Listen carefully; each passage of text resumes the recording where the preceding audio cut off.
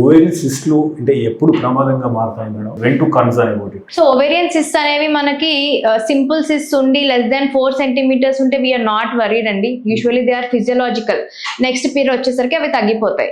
ఏదైనా cyst more than 6 to 8 centimetres in size ఉంటే కనుక, and if it's a complex cyst అంటే దాంట్లో సాలిడ్ ఎలిమెంట్స్ ఉన్నా, పాపులరీ ఎక్స్క్రీజెన్సెస్ ఉన్నా, and age of the patient more than 40 ఉండి కాంప్లెక్స్ ఓవేరియన్ సిస్ట్ ఉంటే అవి క్యాన్సర్ కూడా అయ్యే అవకాశం కూడా ఉండొచ్చు. మనకి ఫిజియలాజికల్ అనుకుంటే మేము జస్ట్ వెయిట్ అండ్ వాచ్ చెప్తాము. ఏదైనా సైజ్ పెద్దగా ఉందంటే వాటిని సర్జరీతో రిమూవ్ చేసుకోమని చెప్తాము.